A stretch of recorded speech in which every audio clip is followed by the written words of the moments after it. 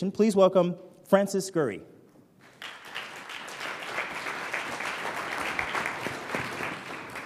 Thank you, Chris. Thank you. Thank you very much, Chris. Ladies and gentlemen, a very good afternoon to you all. Let me say at the outset, let me express my gratitude to the Internet Society for giving me the opportunity to be able to participate in this colloquium and to, in particular, share the podium in this last session. And let me congratulate the Internet Society on achieving its 20 years and on the fantastic work, I think, that is done to, if I may say, socialise the Internet. Let me congratulate also my two fellow panellists, Mitchell and Vint, on being inducted into the Hall of Fame, the Internet Hall of Fame last night. I must say this was an extremely moving ceremony, a pageant of historical figures, really. It was quite extraordinary to see the pioneers of the Internet and the developers of the Internet. I'm going to say a few words in this last session about one of the great challenges, I think, that the Internet faces, and that is the question of intellectual property or rights and obligations in respect of the creative works that the Internet makes available in such an unprecedented way. Of course, content is one of the reasons, or creative works is one of the great social uses of the Internet and one of the reasons why we all want the Internet. And let me recall a story of Henry Thoreau in the 19th century, halfway through the 19th century when the telegraph was invented. He said they're building a telegraph from Texas to Maine, but it may be that Texas and Maine have nothing to say to each other. So that's just to recall that it's not just the technology that is important, it is the social use of the technology, and in particular in this instance, the availability of creative works, which is so important. Let me start by saying something about how we can look at intellectual property, because it's in itself the subject of some controversy. I would like to quote in this regard Yochai Benkler from one of his TED Talks on the economics of open source or open source economics, in which he says, next time you read in a newspaper, and already the metaphor is out of date, but next time you read in a newspaper about an intellectual property decision, it is not about something small and technical. It is about the way in which information, knowledge, and culture are produced and distributed. So that's an extremely important context, of course. And in that important context, I would encourage you to think of intellectual property as a balancing mechanism for all of the often competing rights and equities that occur in and around the act of creation or innovation. That, I think, is the mission in life of intellectual property. It is not something for these interests or for those interests. It is a mechanism for reconciling these interests and those interests. Now, that task of balancing all of the competing interests that occur in and around the act of creation and the distribution of creative works is, of course, in the Internet world, no longer a unidimensional task among a few or a small number of actors, as it once may have been for the composition of music or for the performance of a piece of music at the beginning of the 20th century. Because, of course, the Internet has radically altered the number of creators that are out there. It's radically altered the availability of the previous repertoire or historical record of creation. It's radically altered the size and the location of the potential market. It's indeed the world that we're talking about. And it's radically altered the technology and the cost of the performance and recording of creative works. And in consequence of that, the mission of intellectual property is now a multi-dimensional task which involves the whole world. And that, I would suggest, is why we saw in the course of the last 12 months Wikipedia blacked out for 24 hours as a consequence of the SOPA and the PIPA, the Stop Online Piracy Act and the Protect Intellectual Property Acts that were introduced into the United States Congress. It's why we saw Anonymous, the group attacking the websites of the FBI and the Department of Justice over the Anti-Counterfeiting Trade Agreement, ACTA. It's why we saw multiple discussions and demonstrations around the world and in various parliaments about the Anti-Counterfeiting Trade Agreement. And it's why we see that intellectual property and internet are becoming part even of presidential election campaigns. So on this, what I would like to say to you, I think, is that these political tensions are here to stay. I think we should look at them as a normal part of democratic life in the internet world and in the digital world. What we have to do, I think, is to learn how to manage those tensions in a better way. I think it's absolutely normal that in a knowledge economy and an information economy, where you have around the world some $1.2 trillion invested in the generation of new knowledge each year, in research and development each year, when you have more and more people connected to the internet through a variety of platforms and devices, when you have more and more creative works migrating to the internet, what we find is that intellectual property is becoming increasingly a source of competitive positioning between enterprises, between industries, and between countries or nations. And there will be political tension over property rights in relation to knowledge and culture. And I think as a first point, we have to learn how to manage these better because they are here to stay. And it's normal part of democratic life.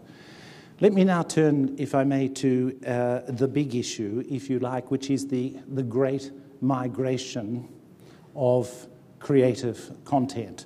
I mean, I think if we look out over the Serengeti plain of culture, we see these herds of wildebeest, packets of content, if you like, or creative works migrating from the analog space to the more hospitable climes of the digital environment. And this great migration is something that I don't think we can ever underestimate the importance of.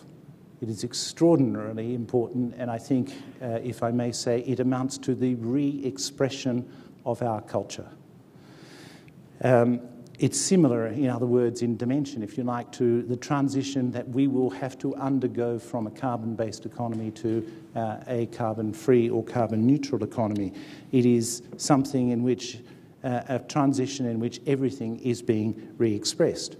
Now, when you look at the enormity of that transition, I think it's not surprising that the subject also of intellectual property is not an easy one.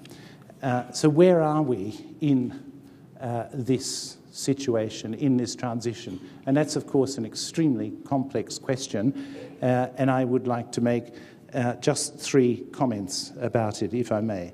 First of all, I think we need to remember that we have cause to celebrate here with the democratization of knowledge and culture. We are not looking at a problem, we are looking at something which is an extremely positive development.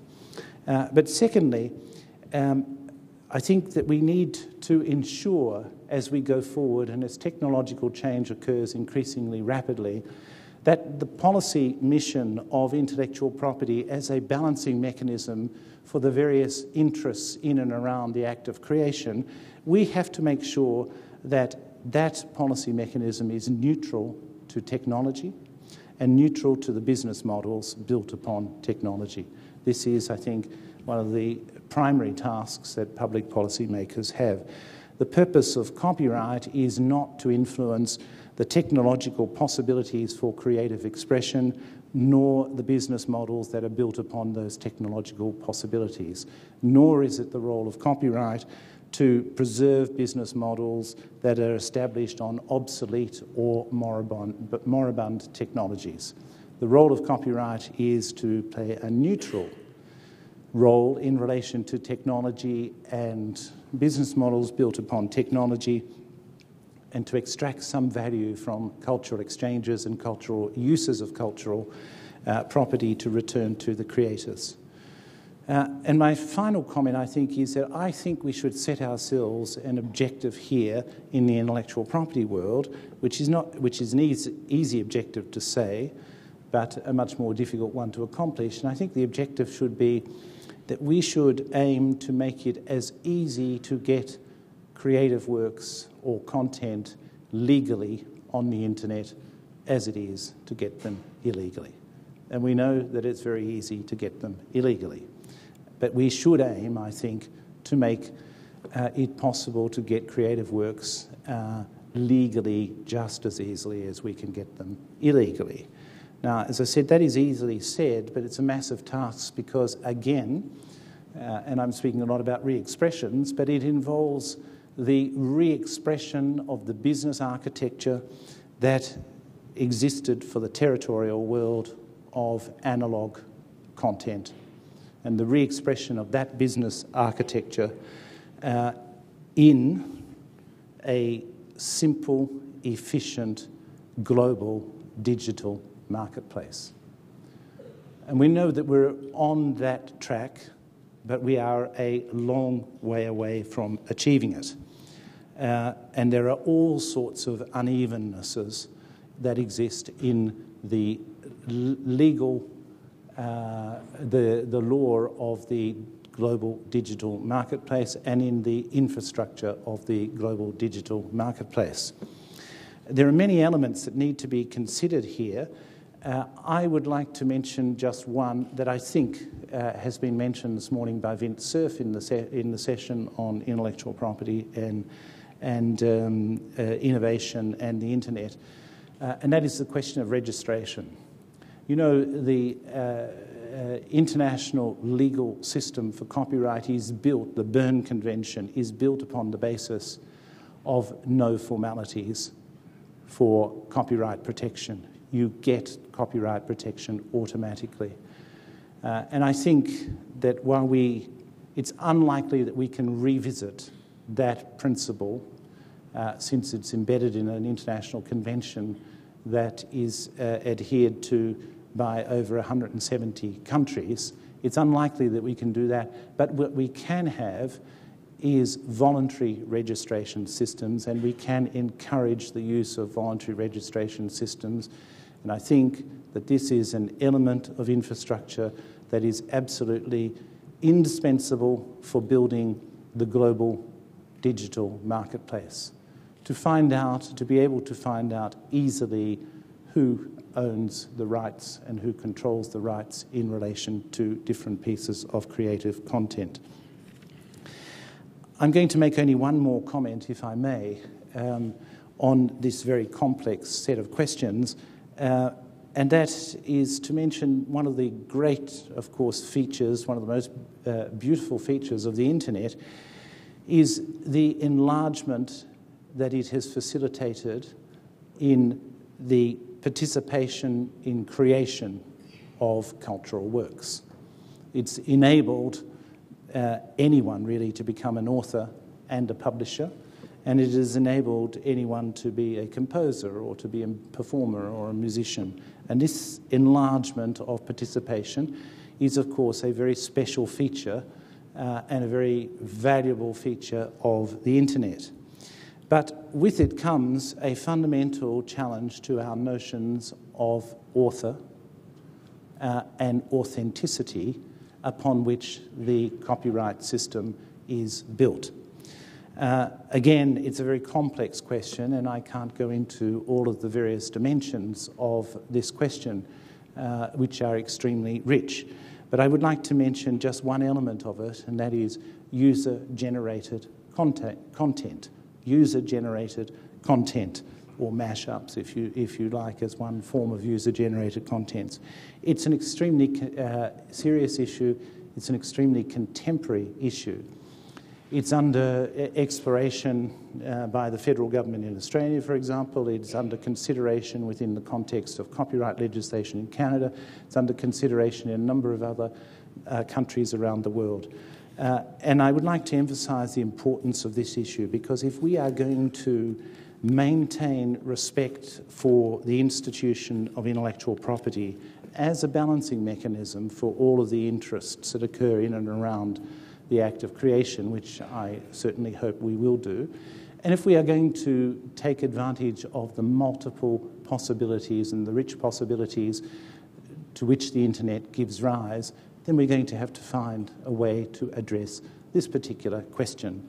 And I think one of the ways that we might be able to address it in the future, I'm speaking entirely informally and in an entirely exploratory manner, is to draw a distinction between market and non-market situations, or between commercial and non-commercial situations. And intellectual property actually works on the basis of market and commercial situations, not on the basis of private and non-commercial uses.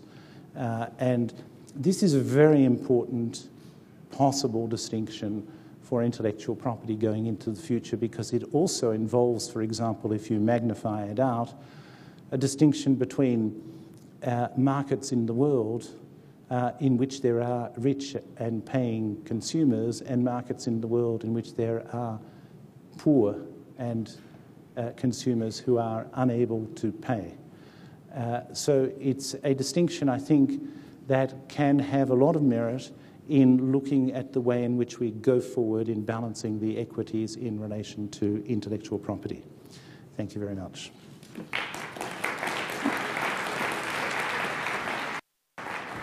Thank you, Francis Gurry. Our next keynote speaker could be described as